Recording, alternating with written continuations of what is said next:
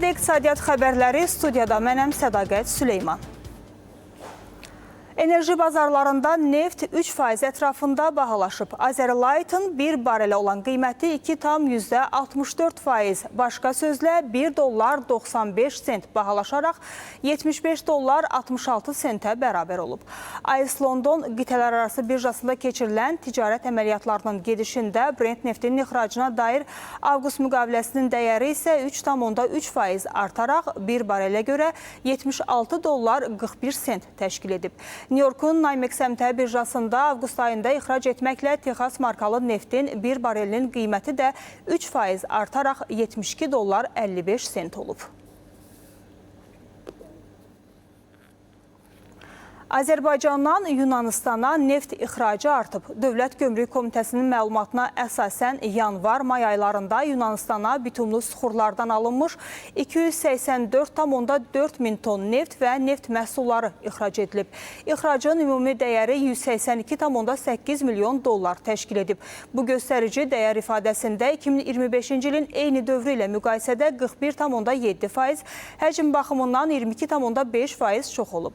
Xatırladaq ki, bu ilin ilk 5 ayında Azərbaycandan dünyanın digər ölkələrinə ümumilikdə 5 milyard 121 milyon dollar dəyərində bitumlu suxurlardan alınmış 8,82 milyon ton xam neft və neft məhsulları ixrac olunub. Bakıda Xəzər, Qaradəniz, Avropa Yaşıl Enerji Dəhlizi layihəsi üzrə Nazirlər İclası keçirilib.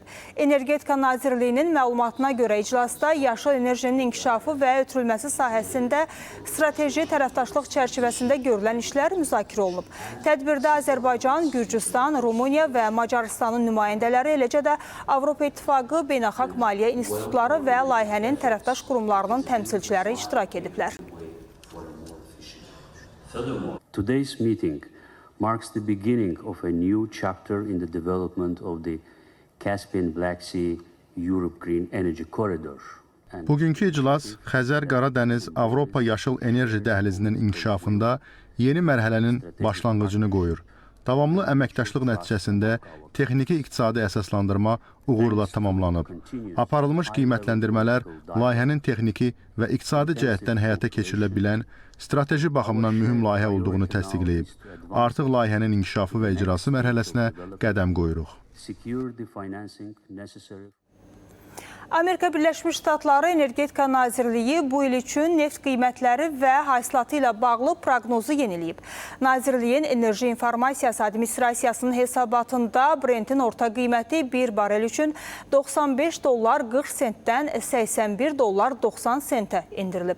Qeyd olunub ki, iyunda orta qiymət $85 təşkil edib ki, bu may ayı ilə müqayisədə $22 az olub. İlin 4-cü rübündə isə orta qiymətin $70 enəcəyi gözlənilir.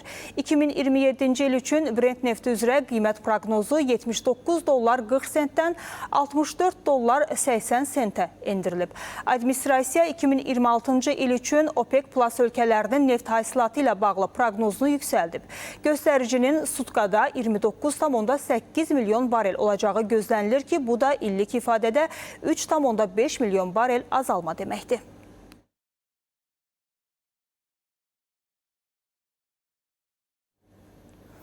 Amerika Birləşmiş Ştatları İran münaqişəsinin səbəb olduğu qiymət artımı fonunda qlobal qaz tələbatı 2022-ci il enerji böhranından bəri ilk dəfə illik ifadədə azalacaq. Beynəlxalq Enerji Agentliyinin məlumatına görə artıq bu ilin birinci yarısında xüsusilə Asiyada tələbatın azalması nəzərə çarpıb. Bildirilib ki, münaqişə başlayandan bəri Avropa və Asiyada əsas qaz qiymət göstəriciləri təxminən 40-70% artıb.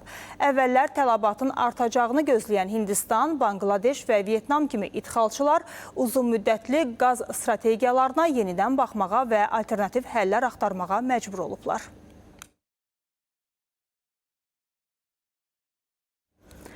Analitiklərin enerji qiymətlərinin geosiyasi amillərdən asılı olacağı ilə bağlı fikirləri özünü tədricən göstərir. Fars körfəzindəki gərginlik enerji bazarlarında Brent və WTI neft markalarının kəskin bahalaşmasına səbəb olsa da, Amerika Birləşmiş Ştatlarının təbii qazı gözlənilənin əksinə olaraq aşağı qiymətlərlə ticarət olunur. Ekspertlərin fikrincə, bu enerji paradoksu Amerika Birləşmiş Ştatlarının regional qaz dinamikası ilə qlobal neft bazarı arasındakı fundamental fərqlərdən qaynaqlanır. Amerika Birləşmiş Ştatları dünyanın ən böyük enerji ixracatçılarından biri olsa da, hasil etdiyi qazı başqa qitələrə çatdırmaq üçün xüsusi LNG terminallarına ehtiyac duyur. Qlobal qaz tələbatı artsa belə, ABŞ-nin ixrac terminalları tam gücü ilə işlədiyi üçün qaz asanlıqla beynəlxalq bazara yönləndirilə bilmir. Neft qiymətlərinin yüksəlməsi isə ABŞ şist şirkətlərini daha çox qazmağa həvəsləndirir. Bu da bazarda qaz bolluğu yaradaraq Henry Hub qiymətlərini təzyiq altında saxlayır.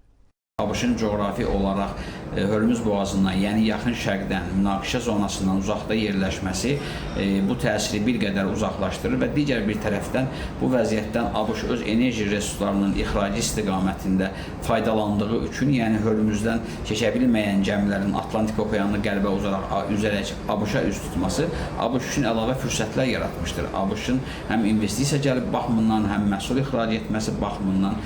Amerika Birləşmiş Ştatları daxili bazarı geosiyasi risklərdən qorumaq üçün idxal rüsumlarının artırılması, təchizat zəncirlərinin şaxələndirilməsi və kritik texnologiyaların, xüsusilə süni intellekt və yarımkeçiricilərin lokallaşdırılması kimi strateji müdafiə tədbirlərindən istifadə edir. Bazarlar həmçinin sərmayələri qlobal miqyasda coğrafi olaraq diversifikasiya edərək qorunur. ABŞ həm neft, həm də təbii qaz istehsalında dünya liderlərindən birisidir. Bu isə xarici enerji şoklarının daxili bazarlara təsirini əhəmiyyətli dərəcədə azaldır. İkincisi, təchizat zəncirlərinin gücləndirilməsidir. Son illərdə ABŞ-də kritik minerallar, o cümlədən yüksək texnologiya istehsalında ölkə daxilində və müttəfiq ölkələrdə həyata keçirməyə çalışır ki, burada məqsəd Çin və digər riskli regionların asıllığını azaltmaqdır. Üçüncüsü isə strateji ehtiyatlar effektiv idarə edilməsidir. Neft ehtiyatları, LNG ixrac infrastrukturu və logistika imkanları bazarda qiymət sıçrayışlarını yumuşaltmağa kömək edir.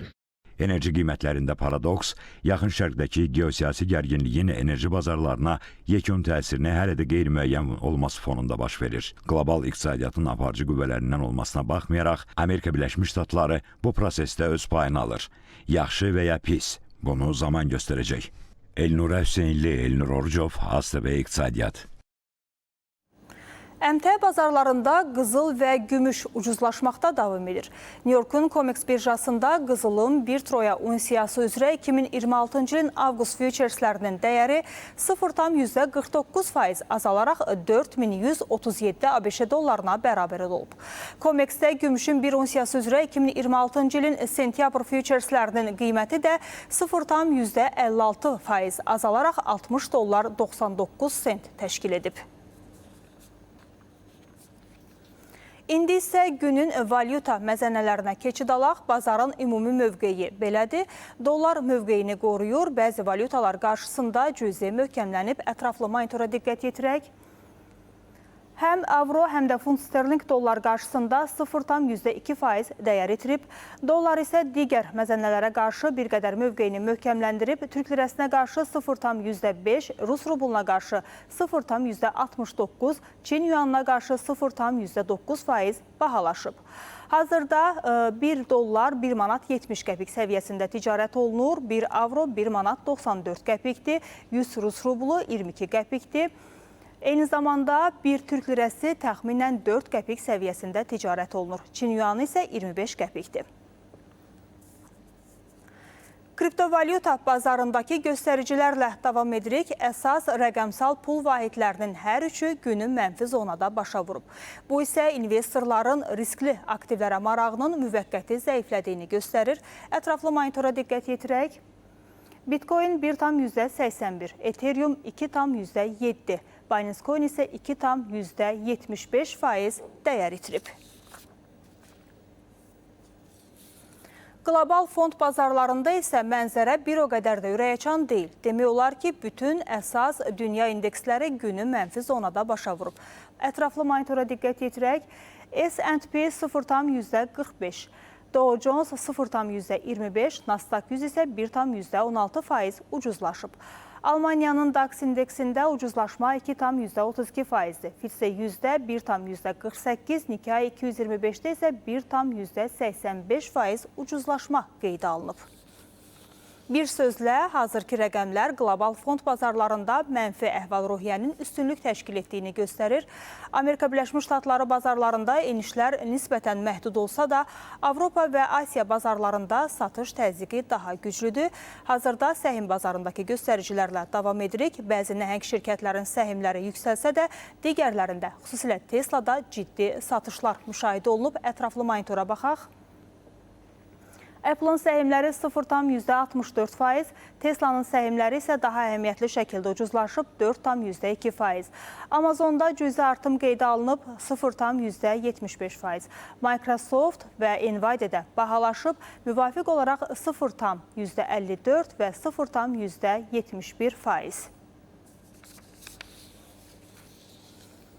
Çində 9 ayda ardıcıl olaraq təzə avtomobil satışları geriləyir. Çin Avtomobil İstehsalçıları Assosiasiyasının məlumatına görə ötən ay minik avtomobillərinin satışları 23,4% azalaraq 1.620.000 ədədə inib. May ayında isə tənəzzül 22,3% təşkil edib. Bununla belə hesabat dövründə avtomobil ixracı 82% artaraq 882.000 ədəd olub. Ümumilikdə bu ilin ilk yarım ilində daxili bazarda satışlar 20,4% geriləyərək 8,8 milyon ədədə düşüb.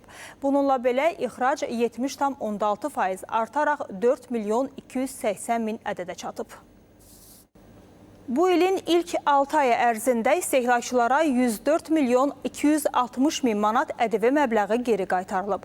Xarici vətəndaşlara ölkə ərazisində fərdi istehlak üçün aldıqları mallara görə qaytarılmış ƏDV-nin, yəni təqsirinin məbləği isə 4.361.000 manat təşkil edib.